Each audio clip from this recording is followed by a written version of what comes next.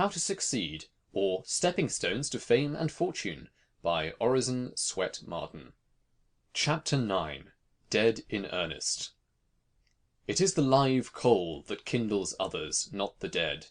What made Demosthenes the greatest of all orators was that he appeared the most entirely possessed by the feelings he wished to inspire. The effect produced by Charles Fox, who, by exaggerations of party spirit, was often compared to Demosthenes, seems to have arisen wholly from this earnestness, which made up for want of almost every grace, both of manner and style. Anonymous. 12 poor men taken out of boats and creeks, without any help of learning, should conquer the world to the cross. Stephen Carnock. For his heart was in his work, and the heart giveth grace unto every art. Longfellow. He did it with all his heart, and prospered. 2 Chronicles. The only conclusive evidence of a man's sincerity is that he gives himself for a principle.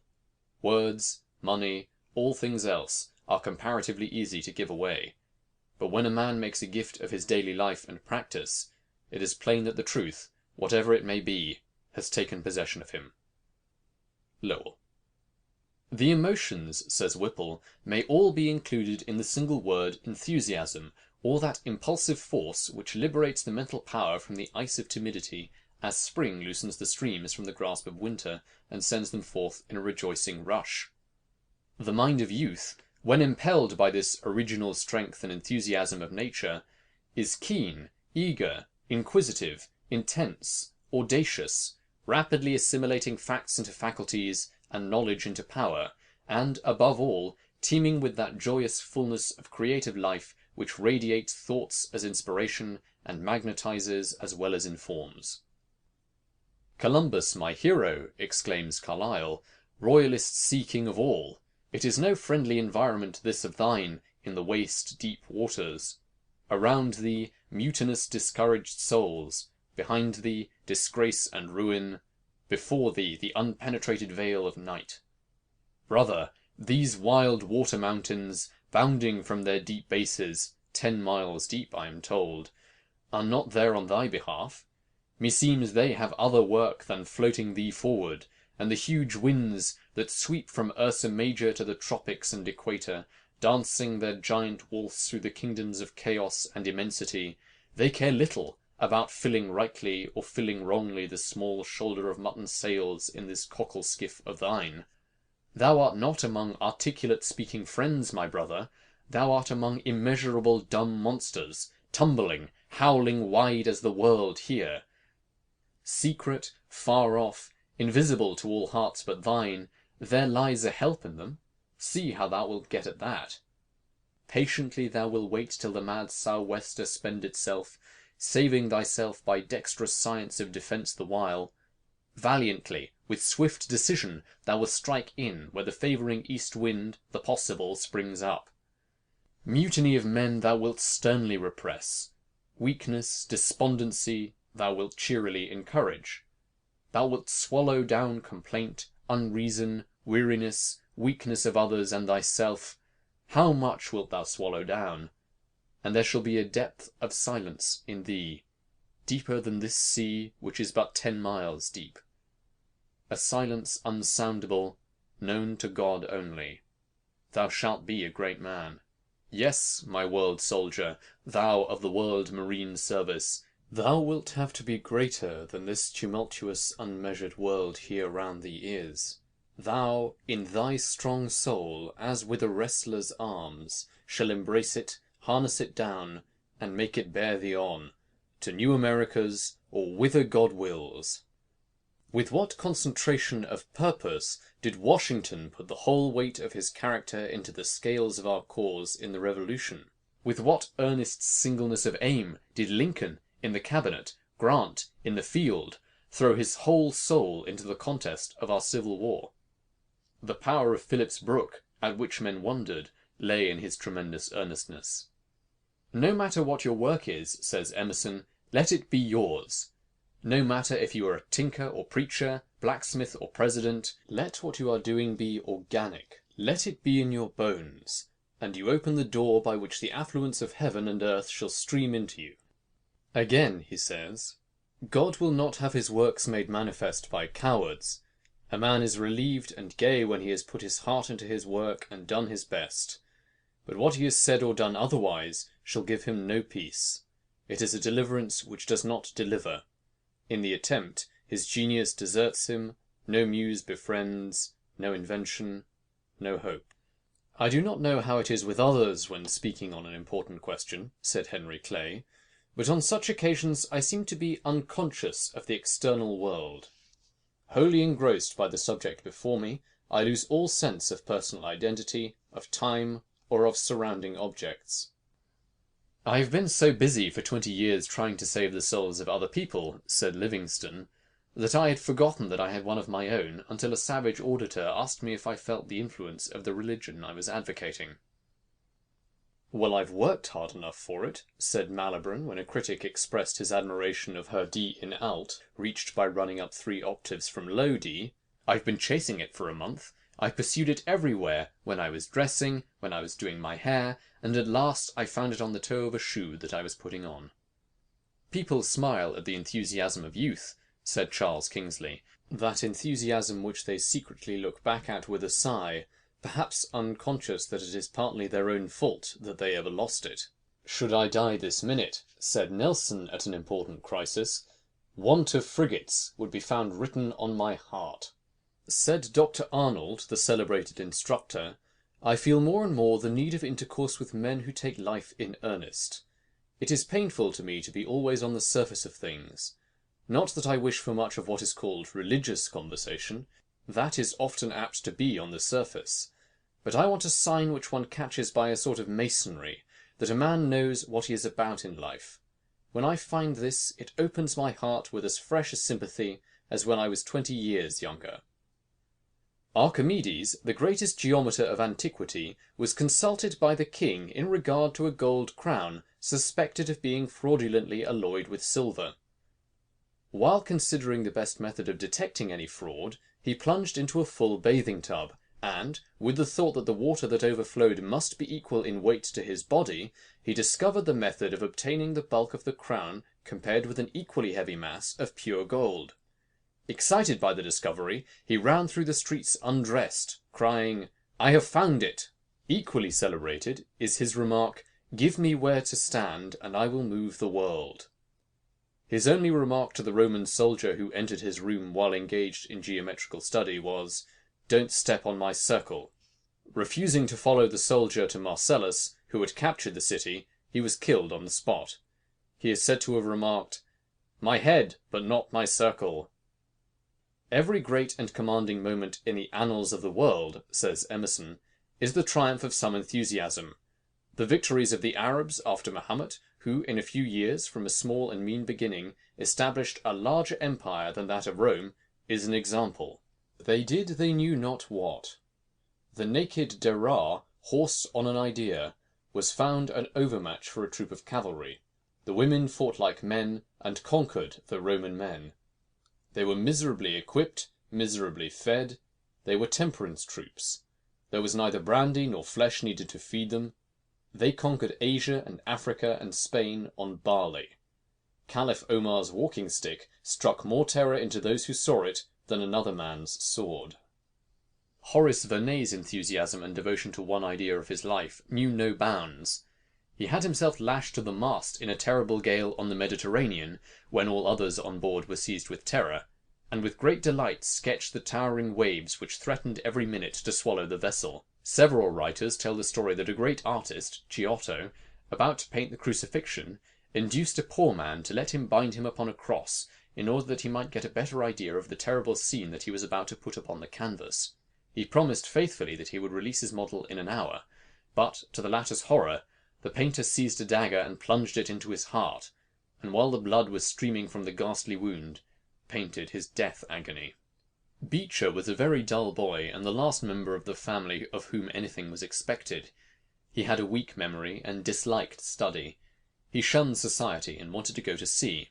Even when he went to college, many of his classmates stood ahead of him, who have fallen into oblivion. But when he was converted, his whole life changed. He was full of enthusiasm, hopefulness, and zeal. Nothing was too menial for him to undertake to carry his purpose. He chopped wood, built the fire in his little church in Lawrenceburg, Indiana, of only 18 members, cleaned the lamps, swept the floor, and washed the windows.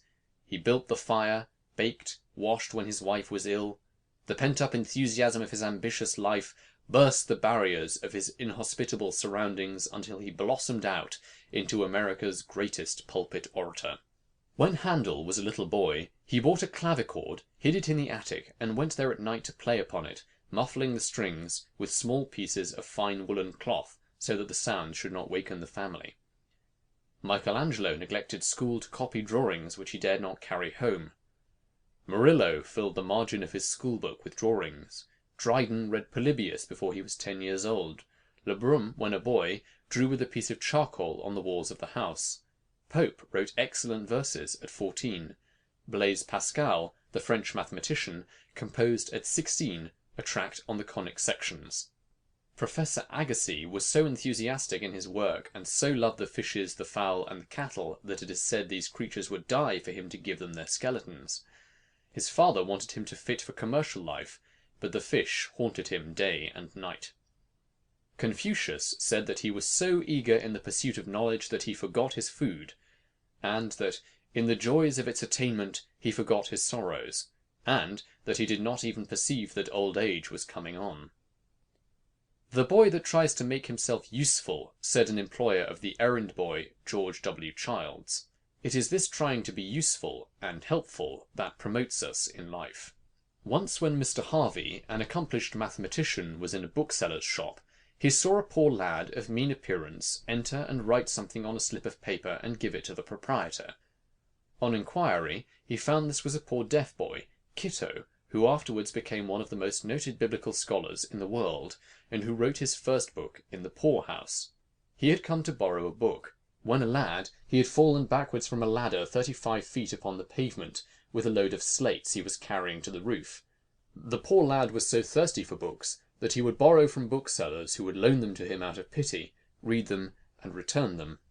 The Youth's Companion says that Mr. Edison, in his new biography, his Life and Inventions, describes the accidental method by which he discovered the principle of the phonograph.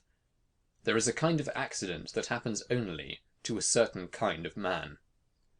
"I was singing to the mouthpiece of a telephone," Mr. Edison says, "when the vibrations of the voice sent the fine steel point into my finger. That set me to thinking. If I could record the actions of the point, and send the point over the same surface afterward, I saw no reason why the thing would not talk. I tried the experiment first on a slip of telegraph paper, and found that the point made an alphabet. I shouted the words 'Halloo! Halloo!' into the mouthpiece, ran the paper back over the steel point, and heard a faint 'Halloo! Halloo!' in return. I determined to make a machine that would work accurately, and gave my assistants instructions, telling them what I had discovered. They laughed at me. That's the whole story. The phonograph is the result of the pricking of a finger. It is one thing to hit upon an idea, however, and another thing to carry it out to perfection. The machine would talk, but like many young children, it had difficulty with certain sounds, in the present case with aspirants and sibilants. Mr. Edison's biographers say, but the statement is somewhat exaggerated, he has frequently spent from 15 to 20 hours daily, for 6 or 7 months on a stretch, dinning the word spezia, for example, into the stubborn surface of the wax. "Spezia!" roared the inventor. "Petzia!" lisped the phonograph in tones of ladylike reserve, and so on through the thousands of graded repetitions till the desired results were obtained. The primary education of the phonograph was comical in the extreme.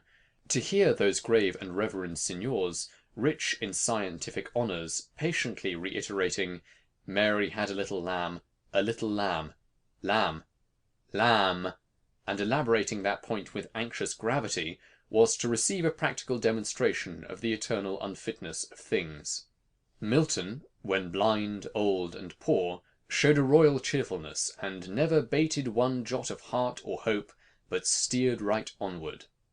Dickens's characters seemed to possess him, and haunt him day and night, until properly portrayed in his stories. At a time when it was considered dangerous to society in Europe for the common people to read books and listen to lectures on any but religious subjects, Charles Knight determined to enlighten the masses by cheap literature. He believed that a paper could be instructive and not be dull, cheap without being wicked. He started the Penny Magazine, which acquired a circulation of 200,000 the first year. Knight projected the Penny Cyclopedia, the library of entertaining knowledge, half hours with the best authors, and other useful books at a low price. His whole adult life was spent in the work of elevating the common people by cheap yet wholesome publications. He died in poverty, but grateful people have erected a noble monument over his ashes. Demosthenes roused the torpid spirits of his countrymen to a vigorous effort to preserve their independence against the designs of an ambitious and artful prince, and Philip had just reason to say he was more afraid of that man than of all the fleets and armies of the Athenians.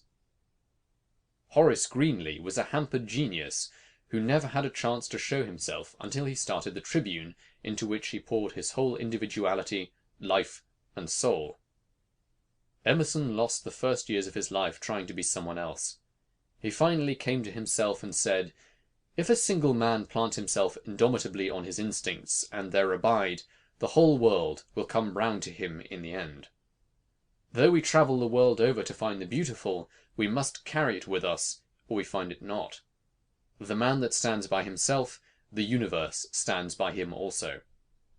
Take Michelangelo's course, to confide in oneself and be something of worth and value.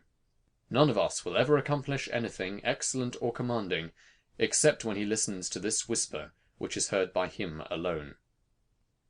Many unknown writers would make fame and fortune if, like Bunyan and Milton and Dickens and George Eliot and Scott and Emerson, they would write down their own lives in their manuscripts, if they would write about things they have seen, that they have felt, that they have known.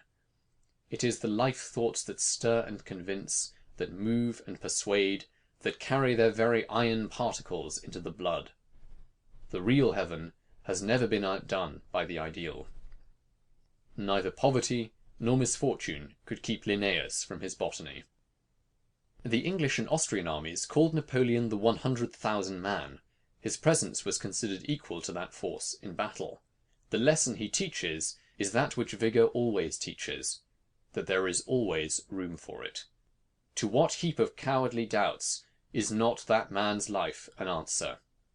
End of chapter 9.